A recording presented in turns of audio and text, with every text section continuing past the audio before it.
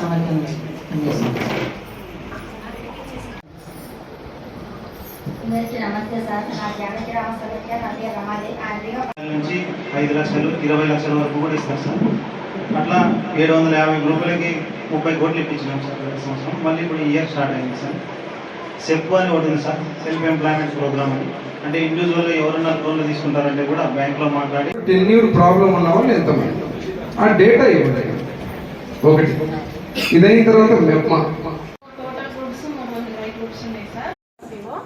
నేను 25, 26, 27, 28 వార్డు చూస్తాను సార్. నా కింద 10 మంది ఆర్పీలు పనిచేస్తున్నారు. నాకు టోటల్ గ్రూప్స్ 320 గ్రూప్స్ ఉన్నాయి సార్. నాకు బ్యాంక్ లింకేజీ 10 lakhs తీసుకున్న వాళ్ళవి 70 ఉన్నాయి సార్. 20 lakhs తీసుకున్న వాళ్ళవి ఒక 6 ఉన్నాయి సార్. మిగతా 5 lakhs, 6 lakhs, 7 lakhs తీసుకుంటున్నారు.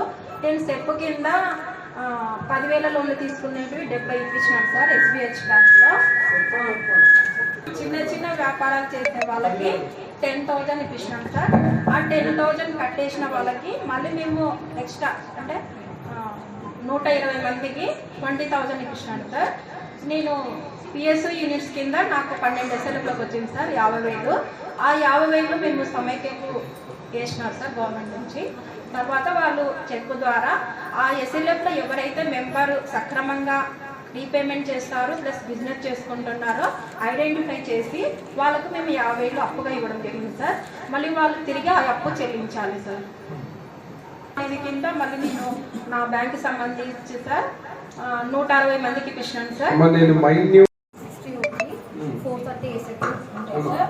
అందులో 300 SFT వచ్చేసి ఫ్రీ ఇస్తారు సార్.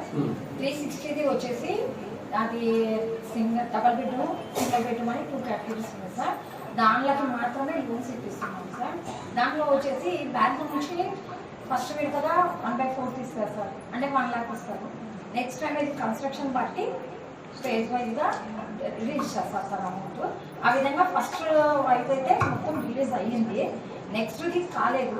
కానీ అప్పట్లోనే ఇప్పుడు లోన్స్ అవి అంటున్నందుకు ఆ ప్రాసెస్లో కంప్లీట్ బ్యాంకర్స్ ఏమంటున్నారంటే మాకు హౌస్ కంప్లీట్ అయితే కానీ ఇవ్వలేమనే వేలోనే వచ్చారు సార్. వాళ్ళు కూడా వాళ్ళు ఫీల్డ్కి తీసుకెళ్ళి ఇల్లు చూపించి బెనిఫిషియర్తో మాట్లాడించి అంతా చేసిన తర్వాతే నెక్స్ట్ ప్రాసెస్కి వెళ్ళాం సార్.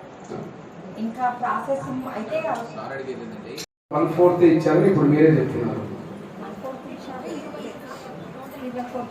3/4 కూడా ఇచ్చారు మీరే అంటారు. 1/4 తర్వాత ఇయ్యాలని మీరే చెప్తున్నారు. మళ్ళీ ఇప్పుడు మీరే అన్నారు కదా 1/4 ఇచ్చారు సార్, బ్యాంకర్ ఒప్పుకోవట్లేదు పూర్తి లోన్ ఇవ్వడానికని. నా క్వశ్చన్ ఏంటంటే మీరు ఇల్లే ఇవ్వలేదు, ఇల్లే ఇవ్వనప్పుడు ఆ వ్యక్తికి లోన్ ఇప్పించామని చెప్తున్నారు. ఆ లోన్ బ్యాంకర్ ఊరుకోడు కదా, కట్టించుకుంటూనే ఉంటాడు కదా. మరి ఇంట్రెస్ట్ కట్టించుకుంటా ఉంటే ఇల్లు లేక ఇంట్రెస్ట్ కట్టుకుంటా ఉంటే ఇప్పుడు 176 మెంబర్స్ మీరు ఊరికే కట్టిస్తున్నారు డబ్బులు. మీరేం చేస్తున్నారంటే సెల్ఫ్ హెల్ప్ గ్రూప్స్ లో ఉన్నటువంటి ఆ డబ్బుని అక్కడి నుంచి కట్ చేసుకుంటున్నారు. కరెక్టా లేదా? 1 సెకండ్ నాకు ఎక్స్ప్లెయిన్ చేయండి. అది కాక వాళ్ళ సొంత డబ్బు వాళ్ళు కట్టాల్సిందే కదా. మీరు ఇల్లు జాయిన్ అయిన తర్వాత లోన్ శాంక్షన్ అయింది కట్టారా? మీరు ఇల్లు ఇవ్వకుండా ఏమి ఇవ్వకుండా వాళ్ళ చేత బ్యాంక్ లోన్ ఇప్పించినామని చెప్పి వాళ్ళ చేత డబ్బులు కట్టిస్తారు. మీరే ఇల్లు తీసుకున్నారు అనుకోండి, మీరు ఇల్లు జాయిన్ అయిన తర్వాత కడతారా? లేకపోతే ఇల్లు జాయిన్ కాకుండానే కనీసం ఓకే కన్స్ట్రక్షన్ ఉంది, కన్స్ట్రక్షన్ అయినంత వరకన్నా నీది అని చెప్పినంత వరకన్నా ఉంటే అది వేరే సంగతి. అది కూడా కాదు కదా అక్కడ. అంటే ఇది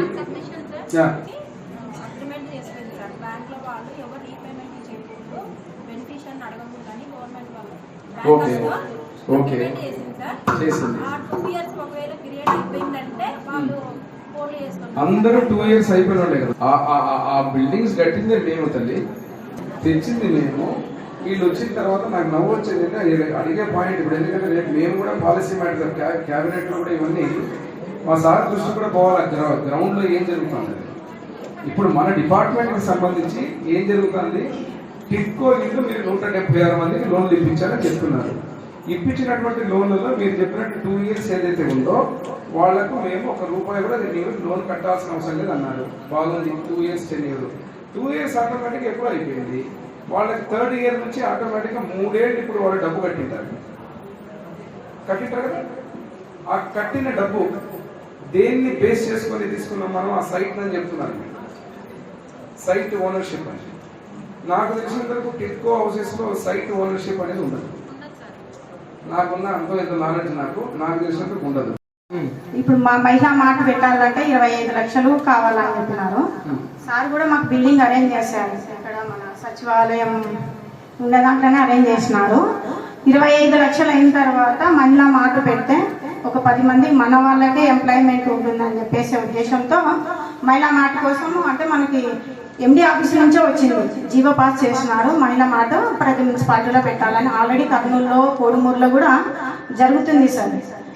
మహిళా మాట జరుగుతుంది. దాంట్లోనే మన పొదుపు మహిళలు కూడా వర్క్ చేస్తున్నారు, ఎంప్లాయ్మెంట్ ఉంటుంది. అది కాక మా మహిళలకి వచ్చేసి దాంట్లో డిస్కౌంట్ కూడా ఉంటుంది సరుకు కొంటే అని. మహిళలకి ఇక్కడ ఏమీ లేదనే ఉద్దేశంతో ఒక మాట పెట్టాలని చెప్పేసి అంటే సరే అని చెప్పేసి అందరి సమక్షంలోనే డబ్బులు అంటే ఎస్ఎల్ఎఫ్ నుంచి డిఎల్ఎఫ్కి చెక్కులు ఇస్తారు సార్. మాకు వసూలైంది 19 లక్షలు మాత్రమే వసూలైనాయి. ఇంకా కావాలి అంటే నాకు అనుకోకుండా యాక్సిడెంట్ అయ్యింది సార్. యాక్సిడెంట్ అయితే ఒక 6 నెలలు. గత ప్రభుత్వంలో చేసినటువంటి కార్యక్రమాల్లో భాగంగా మహిళా సాధికారికత అని చెబుతూ ఈరోజు కేవలం బుట్టదాఖలు చేస్తూ ఆ డిపార్ట్మెంట్ని సొంతింటి డిపార్ట్మెంట్ లాగా వాడుకొని ఇష్టం వచ్చినట్టు అవినీతి కార్యక్రమాలు చేసుకునే పరిస్థితి. కొన్ని రివ్యూ చేయడం జరిగింది. అధికారులు కూడా సమాధానం సరిగ్గా పూర్తి స్థాయిలో ఇవ్వలేకపోయారు. వాటి మీద ప్రజలకు సంబంధించి, మహిళలకు సంబంధించిన ప్రతి రూపాయిని కూడా ఈరోజు ఈ ప్రభుత్వం, తెలుగుదేశం ప్రభుత్వం, ముఖ్యమంత్రిగా చంద్రబాబు గారు ప్రమాణ స్వీకారం చేసిన తర్వాత ఎమ్మెగనూరు ప్రజల ఆశీర్వాదంతో ఎమ్మెల్యేగా జయనాగేశ్వరుడు వచ్చిన తర్వాత ప్రతి ఒక్క రూపాయి కూడా జవాబుదారీతనంగా మహిళల దగ్గర నుంచి ఈరోజు రాబట్టాలా. ఏదైతే పొరపాట్లు జరిగేటువంటి అవకాశం ఉన్నటువంటి, ఇప్పుడే చూశారు ఒక టీఎల్ఎఫ్ దగ్గర దాదాపు 20 లక్షల రూపాయలు, అంటే అది మార్ట్ కోసం తీసుకున్నాం. గత ప్రభుత్వం మారిందని చెప్పి కాకమ్మ కబుర్లు చెప్పేటువంటి పరిస్థితి. వెంటనే ఈరోజు ఆ గ్రూపులకు సంబంధించిన ఆడవాళ్ళందరూ కూడా చెక్కులు ఇప్పుడే ఇమీడియట్గా ఇవ్వడం జరిగింది, వెనక్కి ఇవ్వడం జరిగింది. ఇటువంటి అన్ని చర్యలు కూడా ఈ డిపార్ట్మెంట్ని, అదే రకంగా మహిళా సాధికారతను అత్యంత ప్రామాణికంగా గతంలో చంద్రబాబు గారు ప్రతిపక్షంలో ఉన్నప్పుడు చెప్పిన ప్రతి మాటను కూడా రానున్న రోజుల్లో అద్భుతంగా ఎమ్మెగనూరు మున్సిపాలిటీని ఆదర్శంగా రాష్ట్రంలోనే గతంలో నా తండ్రి బివి మోహన్ రెడ్డి గారు గ్రేడ్ 1గా పెట్టడం, నెంబర్ 1 మున్సిపాలిటీకి పెట్టడం జరిగింది. 2014లో కూడా నేను శాసనసభ్యుడిగా, చంద్రబాబు గారు ముఖ్యమంత్రిగా ప్రభుత్వంలో ఉన్న రోజులు కూడా అత్యద్భుతంగా మున్సిపాలిటీని ముందుకు తీసుకుపోవడం జరిగింది. ఈరోజు మళ్ళీ చెబుతున్నా, అతి త్వరలో అంటే రానున్న కొన్ని నెలల్లోనే మళ్ళీ గాడి తప్పినటువంటి ఈ కార్యక్రమాలన్నింటి కూడా గాడిలో పెట్టి మున్సిపాలిటీని రాష్ట్రంలోనే నెంబర్ 1 స్థితికి తీసుకుపోయే విధంగా చర్యలు తీసుకుంటామని చెప్తూ సెలవు తీసుకుంటున్నాను.